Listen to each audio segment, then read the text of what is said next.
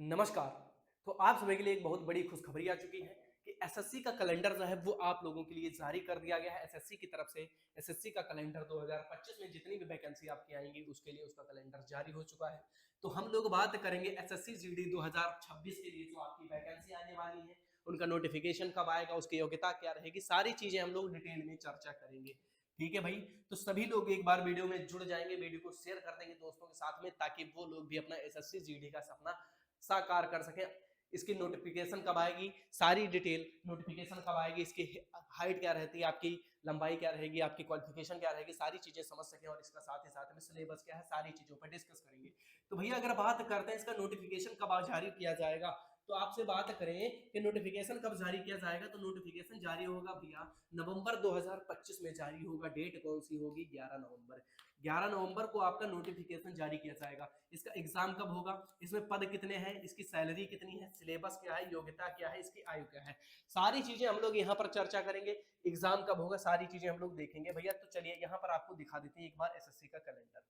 ठीक है, चलिए इसको थोड़ा जूम कर देते हैं ताकि आप लोग भी देख सको।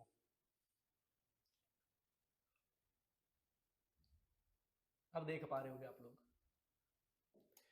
अब यहाँ पर आपको दिख जाएगा बहुत ही आसान तरीके से, यहाँ पर लिखा है कांस्टेबल जीडी। जो आपका एसएससी जीडी का एग्जाम है वो कब कब वैकेंसी की इसकी नोटिफिकेशन कब आएगी? 11 नवंबर 2025 को आएगी, जो कि मेंशन किया गया है। ठीक है, 11 नवंबर 2025 को इसकी नोटिफिकेशन आएगी। चालू हो जाएंगे फॉर्म। फॉर्म भरना बंद कब होगा? 15 दिसंबर को बंद हो जाएगा। ठीक है, आगे बात करेंगे। अगर यहीं पर आपसे बताया गया है आपका एग्जाम कब करवाया जाएगा, आपका एग्जाम भैया जो करवाया जाएगा वो करवाया जाएगा मार्च और अप्रैल 2026 में आपका एग्जाम होगा। मार्च अप्रैल में आपका एग्जाम होगा। आपके पास समय कितना है भैया? अभी 13 महीने, एक साल प्लस समय है, लगभग लगभग 15 महीने का समय है एग्जाम में। अगर आप लोग इस बार आप लोगों ने फॉर्म नहीं डाला है, आपकी एज नहीं है, अगर कोई भी दिक्कत है, तो आप लोग क्या करो, ये जो 15 महीने का समय है, आपके पास कितना समय मिल रहा है भैया? 15 माह का आपको समय मिल रहा है। तो आप लोग इस 15 माह में एकदम तैयारी करेंगे, बेसिक से तैयार करेंगे। ठीक है, जो आपको कैरियर टीवी की टीम करवाएगी। तो चलिए ये चीज समझ में आ गई कि आपका एग्जाम कब होगा। चलिए आगे बात करते हैं भैया। ये क्या है, आपका एसएससी की तरफ से कैलेंडर जारी हो चुका है, आप लोग जानते ही होंगे। ठीक है, यहाँ पर 2025 में जो है वो नोटिफिकेशन आपका आएगा। एग्जाम कब होगा भैया? 26 में होगा। कोई दिक्कत है? एग्जाम आपका कब होगा? 26 में होगा। नोटिफिकेशन आपकी आएगी 25 में। कोई दिक्कत नहीं, आगे बढ़ जाते हैं यहाँ पर। अब यहाँ पर हम लोग बात करेंगे भैया इसकी आपकी जो एज रहती है वो कितनी रहती है। यहाँ पर क्या कर लो भैया? 2025। ठीक है, यहाँ पर क्या करोगे, एज आपकी कब से काउंट होगी? 2025। ये आपको ध्यान रखना है। चलिए ये चीज क्लियर हो गई। आगे की अगर हम बात करें यहाँ पर भैया कि एज डिटेल 2025 के अनुसार क्या रहने वाली है आपकी, तो मिनिमम एज आपकी कितनी रहेगी, मिनिमम आयु जो रहेगी, आप कितनी आयु पर फॉर्म फिल कर सकते हो? तो 18 वर्ष की। कम से कम आपकी जो आयु होनी चाहिए वो 18 वर्ष होनी चाहिए। मैक्सिमम आयु कितनी होनी चाहिए? 23 वर्ष होनी चाहिए। ये किसके लिए होनी चाहिए भैया? युवा के लिए होनी चाहिए। ठीक है, ये सभी चीजें आपको ध्यान रखना है। और इसकी जो आयु में जो छूट दी जाएगी वो नोटिफिकेशन जिस दिन आएगा उस दिन आपको पता चल जाएगा कि कितनी वर्षों की छूट दी गई है, कितने सालों तक। ये चीज आपको समझ में आ गई है। चलिए आगे बढ़ते हैं। ये छूट आपको कब पता चलेगी? नोटिफिकेशन आने पर 2025 में ही पता चलेगी। कोई दिक्कत नहीं है, हम लोग तैयारी करते रहेंगे। चलिए अगर यहीं पर बात करते हैं भैया आपकी जो आपका constable general duty SSC GD 2025 के लिए फिजिकल एलिजिबिलिटी होती है वो क्या होती है। यहाँ पर टाइपर के देखो भैया, यहाँ पर 2025 के लिए 2024 कर रखा है। कोई बात नहीं, हम लोग 25 के लिए देख रहे हैं। आपकी फिजिकल एलिजिबिलिटी क्या होगी? यहाँ पर आपका कैटेगरी आपकी कौन सी है? यहाँ पर मेल के लिए बताया गया है, यहाँ पर क्या बताया गया भैया? फीमेल के लिए। ठीक है, यहाँ पर पुरुष वर्ग और यहाँ पर महिला। ये बातें आपको ध्यान रखनी है। चलिए आगे बात करते हैं। अगर सबसे पहले बात करेंगे हम लोग किस चीज की? हाइट की। अगर सबसे पहली बात यहाँ पर हम लोग करते हैं हाइट की, तो हाइट भैया जर्नल और ओबीसी और एससी की कितनी रहती है? 170 सेंटीमीटर। ये बात आपको ध्यान रखनी है। और यहीं पर एसटी की कितनी हो जाएगी? एसटी की कितनी हो जाएगी? 162.5, 162.5 सेंटीमीटर। ठीक है, ये बात क्लियर है। अगर यहीं पर जनरल महिला की हाइट पूछी जाए, हाइट कितनी लेते हैं? 157 सेंटीमीटर। अगर एसटी महिला की बात करते हैं तो एसटी महिला की कितनी लेते हैं? 150 सेंटीमीटर हाइट पर भी उसका काम हो जाएगा, कोई बात नहीं। अगर यहाँ पर चेस्ट की बात करते हैं, आपका सीना कितना चाहिए? मिनिमम कितना चाहिए? 80 सेंटीमीटर चाहिए। और 80 सेंटीमीटर के बाद में आपका सीना फुलवा कर भी नापेंगे। आपका फुलाव चाहिए 5 सेंटीमीटर। ठीक है, ये जो 5 सेंटीमीटर है ये क्या चाहिए? फुलाव चाहिए। कितना? फुलाव आपको कितना चाहिए, 5 सेंटीमीटर का चाहिए, ठीक है। अगर एसटी का फीमेल मेल है, कोई एसटी कैटेगरी का पुरुष है, उसके लिए 76 चाहिए और उसका फुलाव के बाद 80 सीना चाहिए। जो आपकी महिलाएं हैं, इसमें जो आपका चेस्ट है नहीं लिया जाता, इसमें वजन मापा जाता है, ठीक है। इसमें क्या लिया जाता है, वजन लिया जाता है, कितना, 40 केजी का, ठीक। इसमें वजन कितना लेते हैं भैया, 40 किलोग्राम वजन लिया जाता है प्रत्येक महिला का, चाहे वो एससी की हो, एसटी की हो, ओबीसी हो, जनरल हो, कोई भी कैटेगरी की महिला आती है। अगर यहीं पर हम लोग रनिंग की बात करते हैं भाई, अगर यहाँ पर रनिंग की बात करें तो रनिंग कितनी होती है, 24 मिनट में कितना दौड़ना होता है, 5 किलोमीटर दौड़ना होता है। ये बात आपको पता होगी, कितनी देर में 5 किलोमीटर दौड़ेंगे, कितनी मिनट में, 24 मिनट में दौड़ेंगे, ठीक है। 24 मिनट में दौड़ेंगे, चाहे वो एससी का हो, ओबीसी, एससी, एसटी, कोई भी कैटेगरी का पुरुष होता है, उसके लिए रेस जो है वो समान रहती है, रेस में कोई छूट नहीं दी जाती यहाँ पर, ये बात आपको ध्यान रखनी है। अगर यहाँ पर देखें फीमेल के लिए, अगर महिलाओं को देखें तो महिलाओं को कितना दौड़ना है, 1.6 किलोमीटर दौड़ना है, कितना, 1.6 किलोमीटर दौड़ना है, वो भी कितनी देर में, 8.5 मिनट में। 8.5 मिनट में 1600 मीटर की रेस आपको करनी होती, तो चाहे किसी भी कैटेगरी की महिला हो, इसमें आपको कोई फर्क नहीं पड़ेगा, इसमें कोई छूट नहीं दी जाएगी, ठीक है। आगे यहीं पर बात करते हैं इसका भैया सिलेबस क्या रहता है। 2025 का जो सिलेबस रहेगा वो क्या रहेगा, इसमें जो आपकी परीक्षा की चरण है वो कितने रहेंगे, 4 चरण में आपकी परीक्षा पूरी होगी। चरण नंबर 1, बात सुनो पहले हमारी, अगर चरण नंबर 1 की बात करते हैं तो इस पर क्या होता है भैया, कंप्यूटर बेस्ड टेस्ट होता है, ठीक है। सीबीटी मोड आपका एक टेस्ट होगा, ठीक है। सीबीटी मोड टेस्ट होगा, जो कि आपका कब होगा, ये आपका होगा भैया मार्च एंड अप्रैल में, ठीक है। मार्च एंड अप्रैल 2026 में आपका एग्जाम होगा, ये बात ध्यान रखनी है। अगर बात करते हैं यहाँ पर चरण 2, दूसरा चरण क्या है, इसमें आपका फिजिकल लिया जाएगा, जो हमने अभी आपको बता के आपकी रेस करवाई जाएगी, आप, ठीक है, आपका चेस्ट मापा जाएगा, सारी चीजें की जाएंगी। थर्ड क्या होता है, चरण थर्ड क्या होता है, यहाँ पर शारीरिक मानक परीक्षा होती है, फिजिकल स्टैंडर्ड, आपका पूरा मेडिकल होगा, ठीक है। उसके बाद आपका क्या होता है, विस्तृत चिकित्सा परीक्षण, यहाँ पर डिटेल में आपका मेडिकल किया जाता है, उसके बाद डॉक्यूमेंट वेरिफिकेशन, आपकी ज्वाइनिंग हो जाती है, ठीक है। आगे बात करते हैं, अब यहाँ पर बात करेंगे भैया जो एग्जाम पैटर्न है क्या है, परीक्षा पैटर्न क्या है।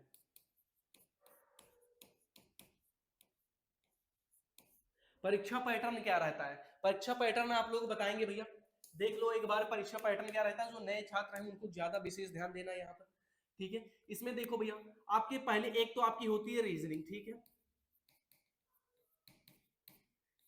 जो आपकी सामान्य बुद्धि एवं तर्क, सामान्य बुद्धि एवं तर्क, जो कि आपकी रीजनिंग है। रीजनिंग के आपको कितने क्वेश्चन मिलेंगे, 20 क्वेश्चन मिलेंगे, कितने नंबर के होंगे, 40 नंबर के होंगे, ठीक है।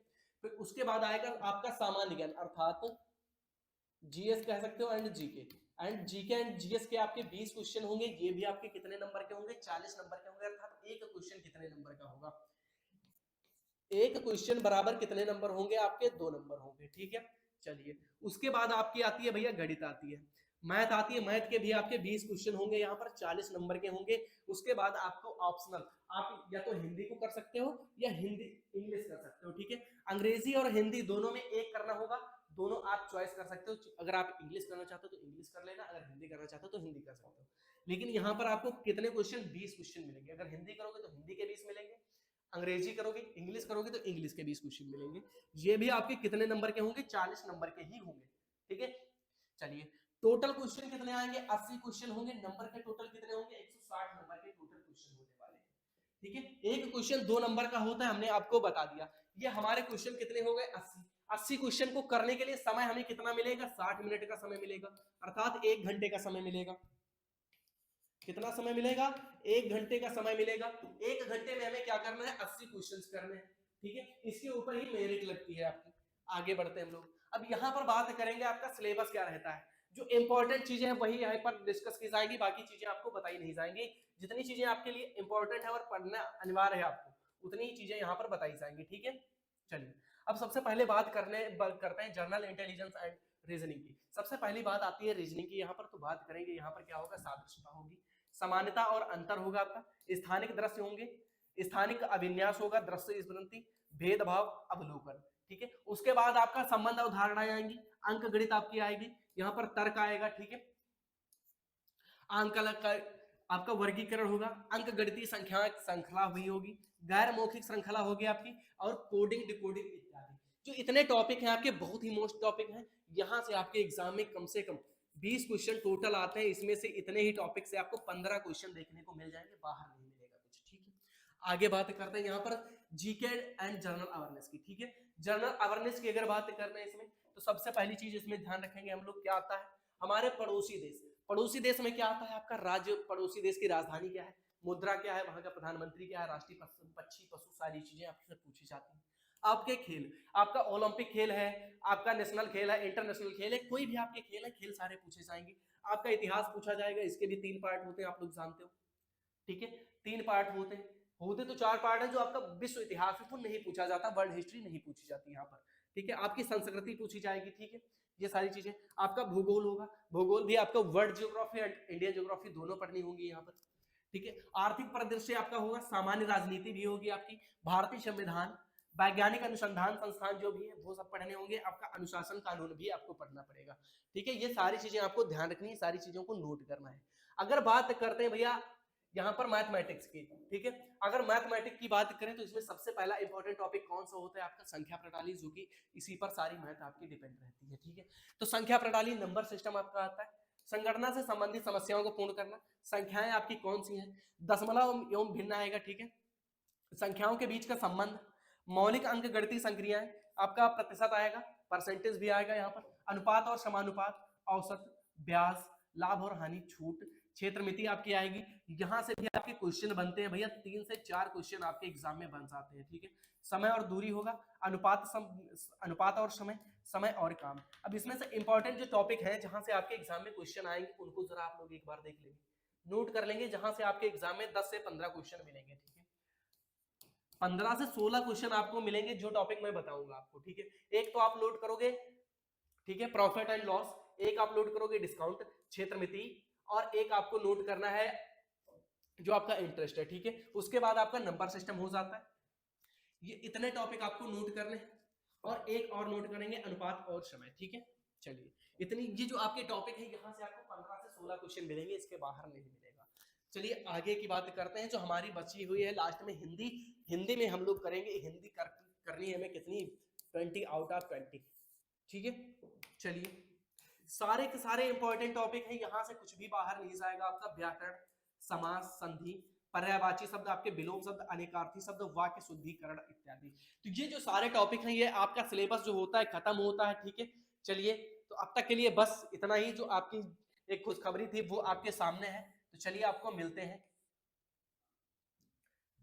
ये आपके पद आने, ये आपके नोटिफिकेशन कब आएगी, नोटिफिकेशन आएगी नवंबर 2025 में। तो आपको तैयार रहना है आपके एग्जाम को। आपका जो एग्जाम होगा, आपको एग्जाम होगा, एग्जाम में कितना समय है अभी, आपके 15 माह का समय है। जो बच्चा नया छात्र है, न्यू स्टूडेंट है, उसके लिए 15 महीने का समय है। वो इस महीने में आपकी तैयारी करके इस SSGD में अपना झंडा गाड़ सकता है। जय